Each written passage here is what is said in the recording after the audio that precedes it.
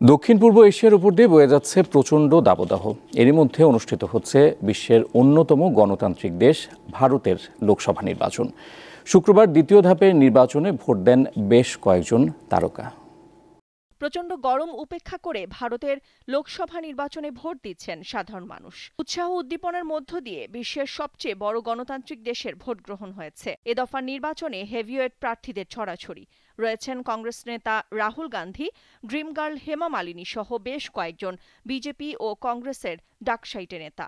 গণমাধ্যমের নজর কেড়েছে জম্মু কাশ্মীরে ১০২ বছরের ব্যক্তির ভোট কেন্দ্রে গিয়ে নিজের ভোট দেয়া। এক লাঠিতে ভর দিয়ে রিয়াসি জেলার হাজি কারামদিন ভোটকেন্দ্রে যান। ভারত সরকার বিশেষ ব্যবস্থায় ৮৫ ঊর্ধ্বদের জন্য বাসায় গিয়ে ভোট নেবার ব্যবস্থা করেছে। স্ট্রেচারে করে ভোটকেন্দ্রে গিয়ে ভোট দিয়েছেন ৭৮ বছর বয়সের কালাভাতি।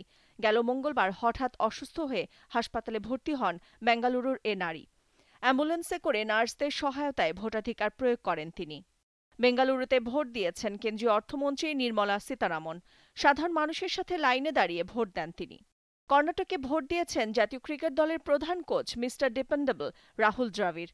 নিজে ভোট দিয়ে দেশবাসীকে ভোট কেন্দ্রে গিয়ে ভোটাধিকার প্রয়োগ করার তাগিদ দেন তিনি। সবচেয়ে বেশি ভোটার উপস্থিতি বরাবরের মতো পশ্চিমবঙ্গে।